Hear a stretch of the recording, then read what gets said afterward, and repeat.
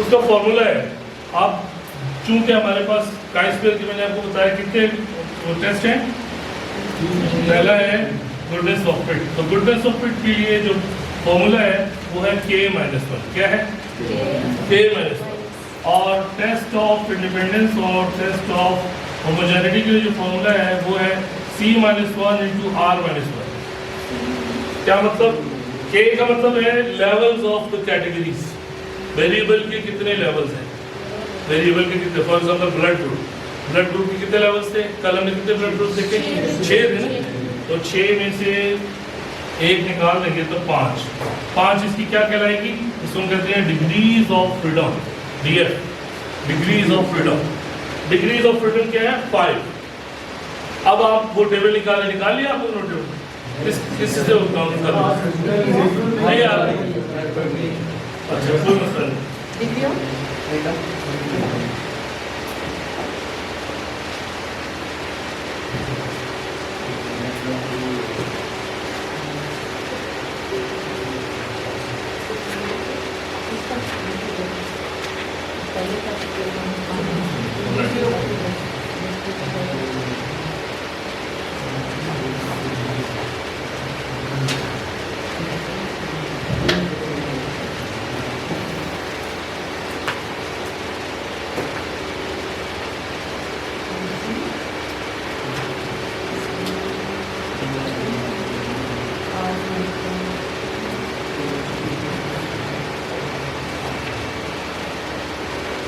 जिस तरह का टेबल होते हैं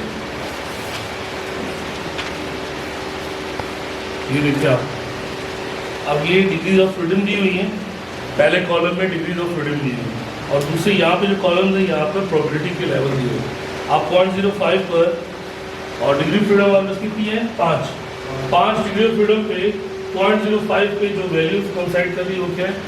0.412 जी 0.412 डिग्री ऑफ फ्रीडम है 5, प्रोबेबिलिटी है 0.05। तो कैसे आपने बताया मुझे? 412 है ये 5 है ना, 412 तो ये मैंने कहा आपको 0.05 लिखना है, आप 0.005 लिख रहे हो। 0.05 जो है उसकी क्या वैल्यू आ रही है? 1.145। क्या आ रही है? 1.145। आप लोग भी देख सकते हैं अगर आप ये डिग्री ऑफ फ्रीडम है, डिग्री ऑफ फ्रीडम है 5 और प्रोबेबिलिटी का जो अल्फा लेवल है वो है 0.05। तो 5 के साथ ये 1.145 ये वैल्यू है, ठीक है।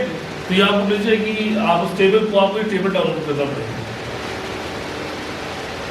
तो ये वैल्यू जो है हमारे पास आ गई 1.145। 1.145 इज कॉल्ड एज CB और काई स्क्वायर टेबुलेटेड वैल्यू। अब इसका मतलब ये है कि अगर आपकी जो कैलकुलेटेड, यानी इसको यहाँ पर लिख देंगे काई स्क्वायर टैब या याद देंगे CB और बाकायदा एक ग्राफ बनाएंगे अगर हम मैनुअल कैलकुलेशन करें।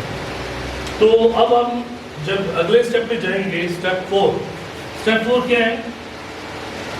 Compute statistics, CS, compute statistics means that relevant test लगाएं, रेलेवेंट टेस्ट का फॉर्मूला लगाएं। अब रेलेवेंट टेस्ट का फॉर्मूला क्या है? काई स्क्वायर का क्या फॉर्मूला है? Chi square is equal to sum of O minus E square upon E। अब इसके लिए आपको एक टेबल बनाना पड़ेगा मैनुअल कैलकुलेशन में, वो मैं यहाँ बनाता हूँ। सबसे पहले क्या होगा? Observed frequency. सबसे पहले क्या होगी? Observed frequency. दूसरे नंबर पे होगी प्रोबेबिलिटी P। तीसरे नंबर पर होगी E, एक्सपेक्टेड फ्रीक्वेंसी। चौथे नंबर पर होगी E minus O, sorry O minus E,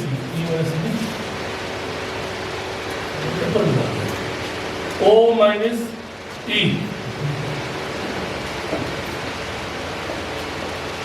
और फिर O माइनस E स्क्वायर और लास्ट में O minus E square upon 3। यानी काई स्क्वायर कंप्यूट स्टैटिस्टिक्स है, उसका फॉर्मूला इस फॉर्मूले के लिए हमें ये टेबल बनाना पड़ेगा। इस टेबल में पहला जो कॉलम होगा वो होगा ऑब्जर्व्ड फ्रीक्वेंसी। अब पहले आपने लिख दी है कैटेगरी, यानी एक कॉलम और भी है, वो है कैटेगरी।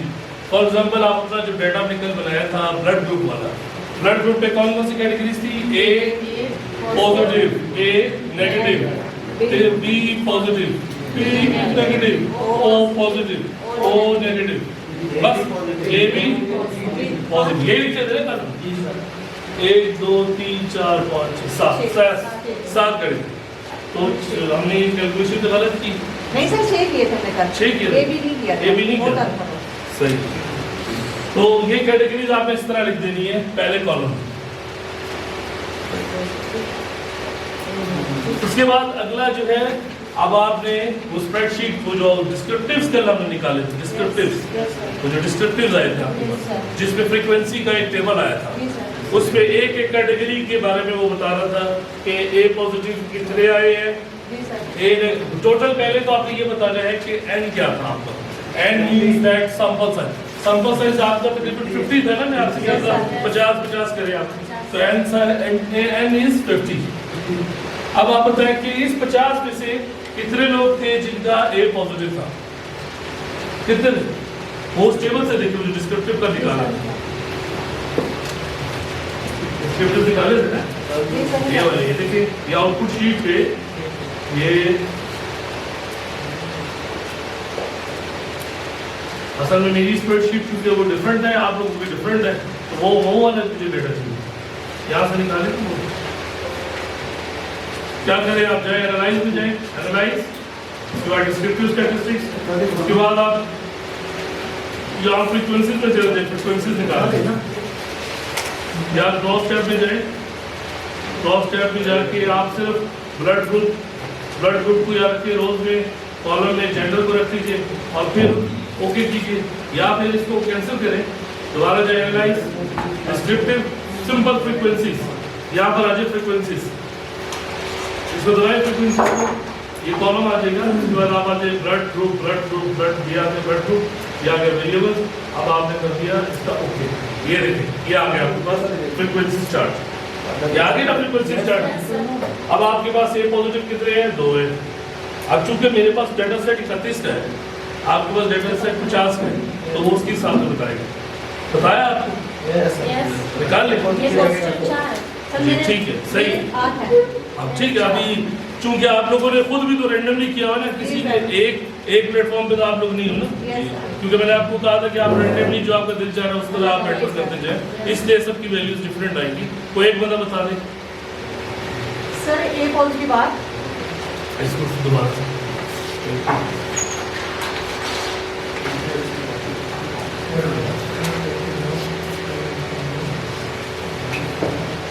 मेरा आपको ये स्टेप्स बता के सारी चीज़ें को क्लियर करने का मकसद ये है कि जब आपके पास यहाँ पे आउटपुट शीट्स आएंगी, उसको इन्फॉर्म करना आपके लिए इजी हो जाएगा, वरना आप इन्फॉर्म नहीं कर पाएंगे। ये जब आप थीसिस में लिखते हैं ना, रिजल्ट्स एंड डिस्कशन का जो सेक्शन, रिजल्ट्स एंड डिस्कशन में ये चीज़ें चाहिए।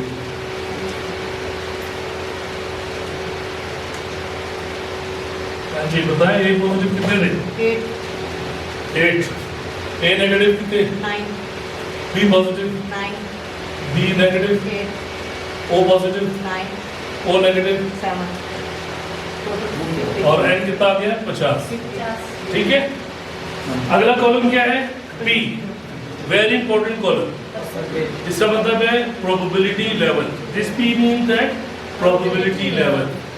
We assume that the population has equal probability for each category to have these blood groups।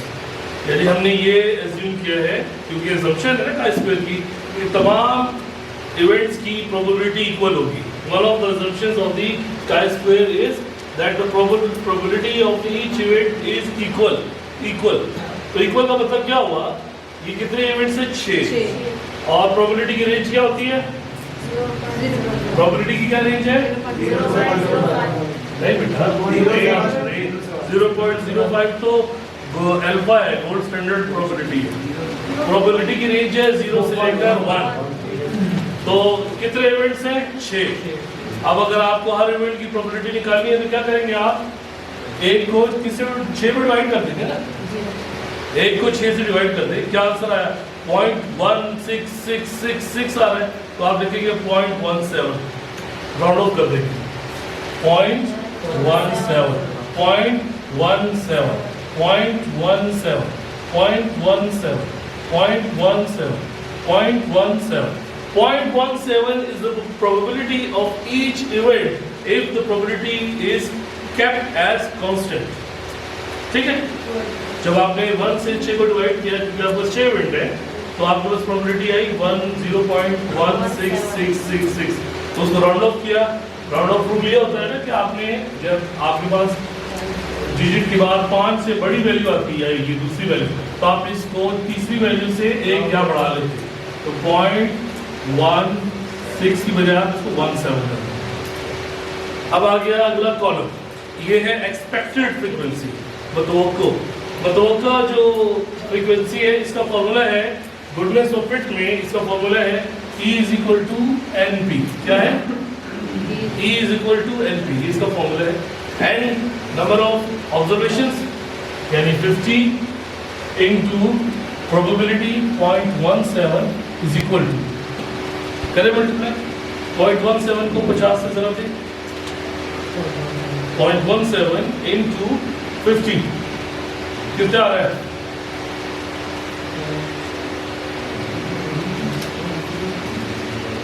एक ही वैल्यू आएगी सबकी, 0.17 मल्टीप्लाइड बाय 50, 8.5 sir.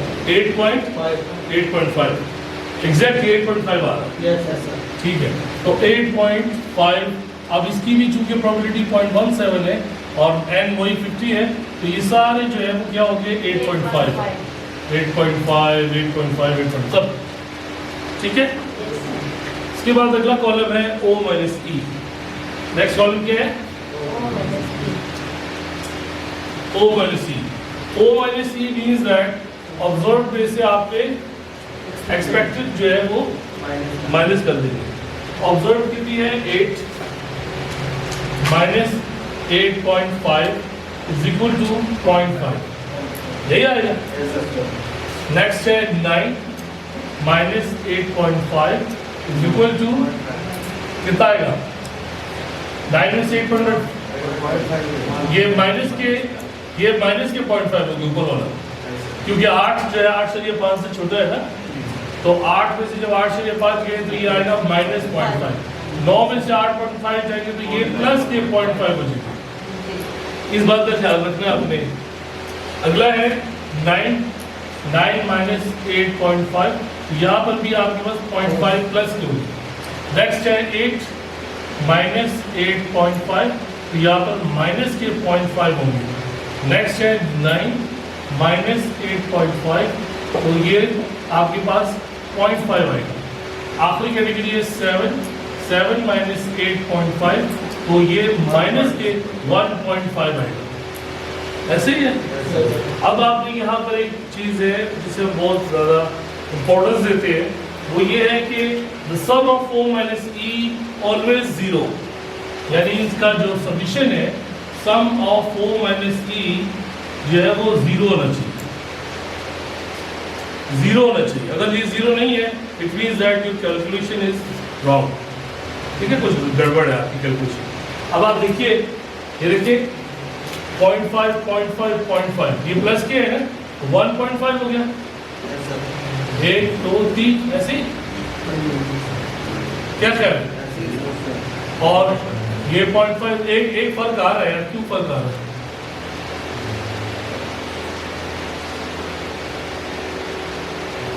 एट में से 8.4 मैंने ठीक निकाले, 0.5, 9 में से 8.5 0.5, 9 में से 0.5, 8 में से माइनस 9 में से 8.5, ये भी माइनस का हो गया ना, ये प्लस का ही। 7 में से 8.5 माइनस के, तो ये हो गया 1.5। हमारे पास प्लस की वैल्यूज आ रही है, तो हमारे पास माइनस की वैल्यूज ज़्यादा क्यों आ रही है? 2.5 आ रहा है ना, 2.5 आ रहा है, आप ठीक है, सही। इसी तरह माइनस की भी हमारे पास 2.5। अब सही, माइनस की भी 2.5 है और प्लस की भी 2.5 है, तो दोनों जो है कैंसिल हो जाएंगे तो 0 हो जाएगा। वो माइनस की जो है 2.5 और प्लस की 1.5 ये एक बार चेक कर ले, हो सकता है वो जो आपने जो डेसिमल की वैल्यू दी है वो प्रॉपर नहीं है, वो अगर उस पर थोड़ा सा एरर है तो उसको प्रॉपरली राउंड ऑफ करके देखिए। बहरहाल इसको 0 होना चाहिए, इट मस्ट बी 0, क्योंकि इसमें प्लस की और माइनस की वैल्यूज क्रॉस हो जाएगी। इसीलिए इसको एलिमिनेट करने के लिए, इस फैक्टर को एलिमिनेट करने के लिए o माइनस ई को स्क्वायर किया जाता है। That's why o minus E square किया जाता है। अब आप o माइनस ई जो है, जैसे माइनस 0.5 है, माइनस 0.5 इसका स्क्वायर निकालेंगे, इसका 0.5 का स्क्वायर निकालेंगे, यहाँ पर 0.5 का, यहाँ पर माइनस 0.5, यहाँ पर 0.5 और यहाँ पर माइनस 1.5। जब स्क्वायर निकालते हैं तो माइनस की वैल्यूज प्लस में कन्वर्ट हो जाती है, ठीक है ना, माइनस इंटू माइनस प्लस। जब स्क्वायर हो जाएगी तो वो प्लस की वैल्यूज आ जाएंगी और वो वैल्यूज आप क्या लिखते जाएंगे, जो स्क्वायर वैल्यूज। माइनस आप सिंपल 0.5 को स्क्वायर कीजिए तो ये 0.25 आ जाएगा, 0.25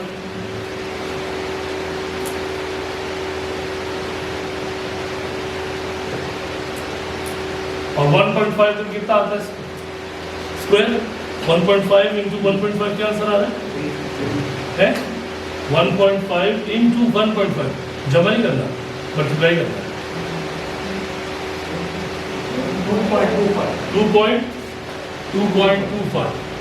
अब इन सब को सम अप कर देंगे, ये फॉर्मूले में क्या है, o minus E square divided by E, तो ये 0.25 divided by E, expected frequency यहाँ से यहाँ लिखी 8.5, तो 0.25 डिवाइडेड बाई 8.5। नेक्स्ट है 0.25 divided by 8.5, 0.25 divided by 8.5, 0.25 divided by 8.5, 2.25 divided by 8.5। ये डिवाइडर्स जब आप मिला दें और इन सब को सम अप कर दें तो आपके पास आंसर जो आएगा ये होगा काई square can, chi square calculated, इसको हम कहते हैं काई स्क्वायर कैलकुलेटेड। क्या करना है, 0.25 को 8.5 यानी एक्सपेक्टेड फ्रीक्वेंसी से डिवाइड करना है और फिर उसके बाद जो आंसर आएगा वो यहाँ पे आपने लिखते जा रहे हैं। और इन सबको चूंकि फॉर्मूला भी क्या है, समीशन है, काई स्क्वायर के फॉर्मूले में सब है ना, सब करना है, आपने इन सबको ऐड कर दे रहे हैं और यहाँ जो वैल्यू आएगी ये वैल्यू कहलाएगी chi square can, chi square calculated.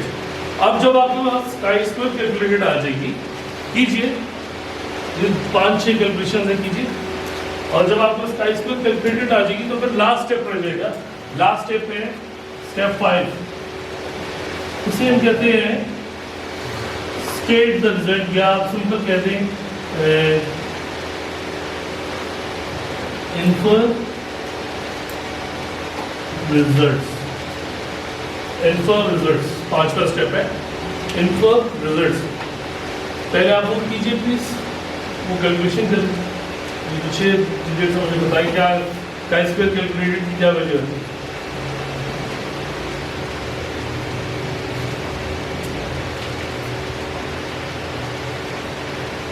अब ये देखिए आपको अंदाजा हो रहा है कि बैकग्राउंड में कितनी कैलकुलेशन है, और ये जो लैपटॉप या सॉफ्टवेयर है ये आपके लिए ये काम फ्लिप ऑफ द सेकंड्स करेगा।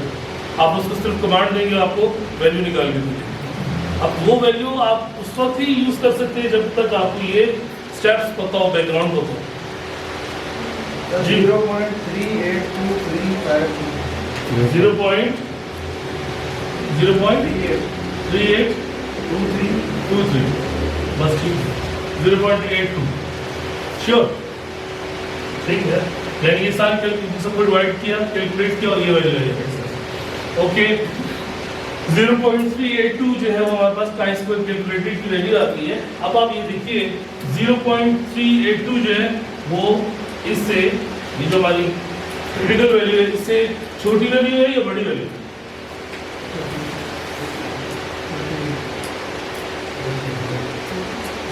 1.145 से, यानी ये जो 0.3 0.382 जो है वो इससे छोटी है, तो इसका हम इसको सिंबल देंगे 0.382 इज लेस देन 1.145।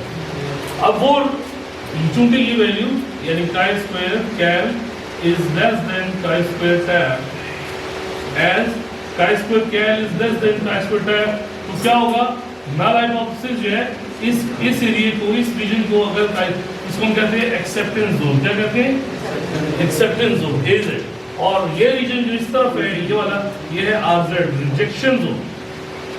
तो अब चूंकि our calculation chi square calculated is falling behind the chi square tabulated, that's why null hypothesis fall in the acceptance zone.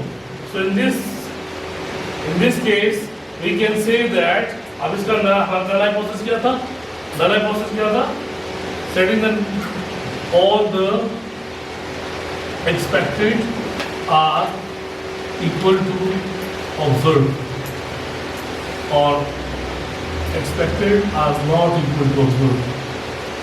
इधर हम इसको symbolic form में लिख के दूसरा लिखेंगे, expected are equal to observed frequencies। तो अब null hypothesis जो है वो accept हो गया, यानी हम कह सकते हैं कि our expected frequencies are equal to the observed frequencies। Why? Because our calculated x is less than the tabulated x। तो इसी को इन्फो रिजल्ट्स यानी यही का रिजल्ट्स को आपको इन्फर कर देना है। इन्फर करने का टेक्निकल तरीका ये है कि आपने ये बोलना है कि as chi square calculated is less than chi square tabulated, we could not have enough data against the null hypothesis and we accept the null hypothesis, and it means that observed frequencies are equal to expected frequencies। Clear? Yes sir, yes sir। अब जो अगले दो है, यानी ये goodness of fit था, अब test of independence और टेस्ट ऑफ होमोजेनिटी में थोड़ा सा चेंज है। उसमें क्या है कि इसकी डिग्री ऑफ फ्रीडम कैलकुलेट करने का फॉर्मूला जो है वो C-1 और ρ-1। इसकी रीजन क्या है कि यहाँ पर जो है कॉन्टीजेंसी टेबल यूज होते हैं। क्या यूज होते हैं? Contingency table.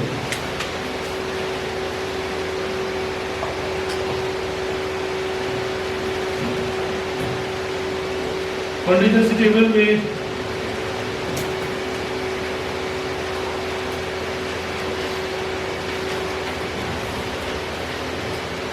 कॉन्टीजेंसी टेबल में एक तरफ फॉर एग्जाम्पल जैसे कैटेगरीज है, यानी ब्लड ग्रुप्स हैं, और दूसरी तरफ अगर जेंडर अब रखते हैं, जेंडर की भी दो लेवल है, एक फीमेल और एक मेल है, ठीक है ना। जेंडर की कितने लेवल थे? दो लेवल थे ना, मेल और फीमेल, और ब्लड ग्रुप के कितने लेवल थे? 6।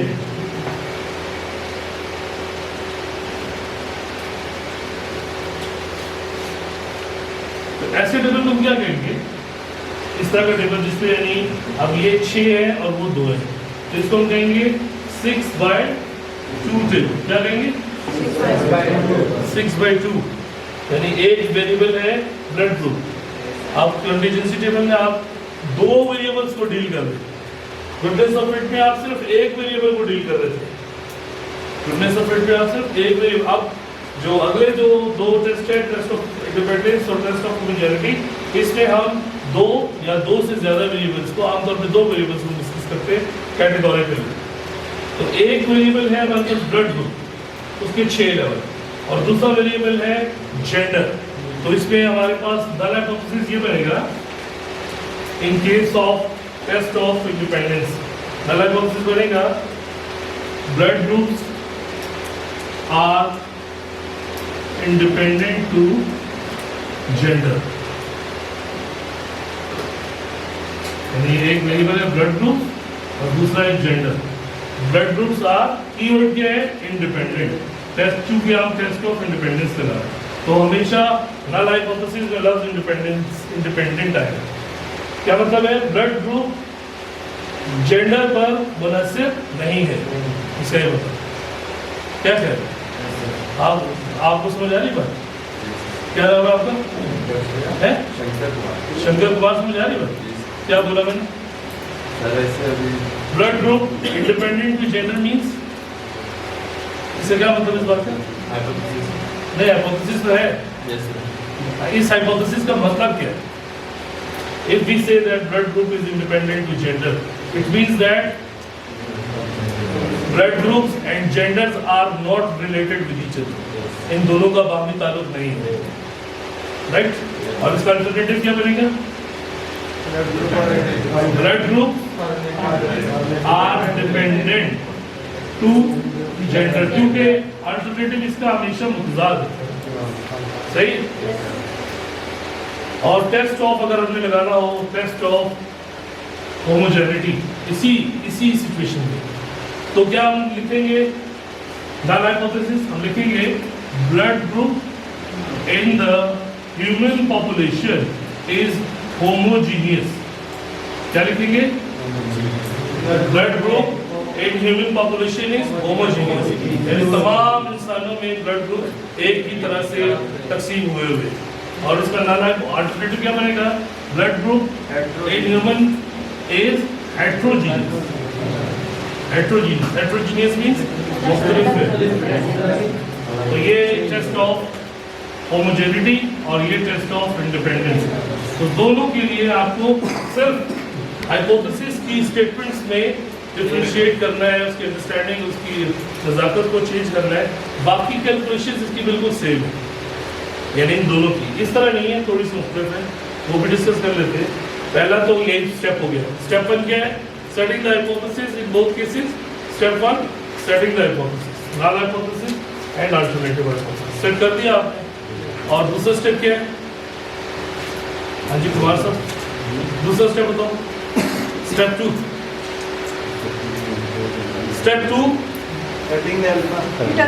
Determine alpha and probability distribution. तो अल्फा अगर आपको ना दिया जाए तो बाय डिफॉल्ट कौन सा होगा? 0.05। आप बाकायदा लिखेंगे, यानी ये स्टेप 1 है।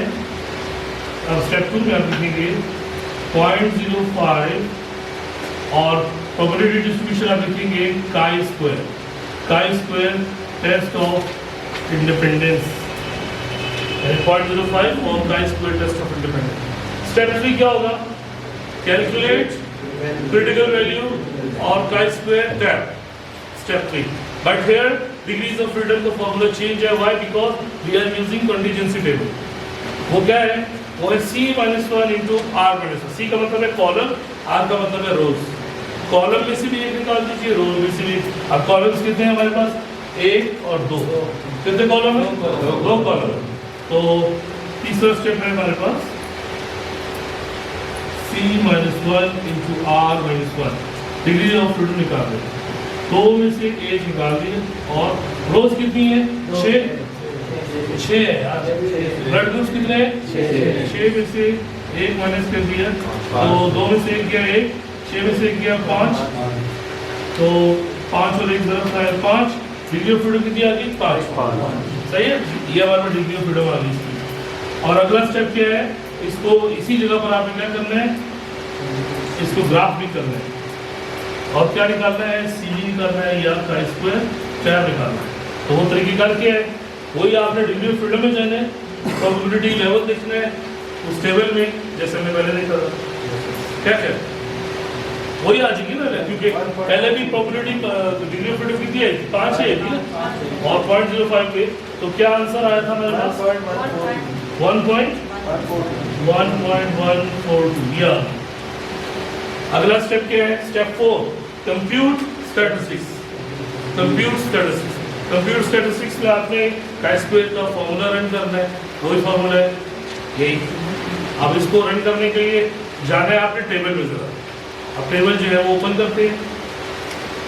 अब इसके चूंकि टेबल में थोड़ा सा काम करने की जरूरत है।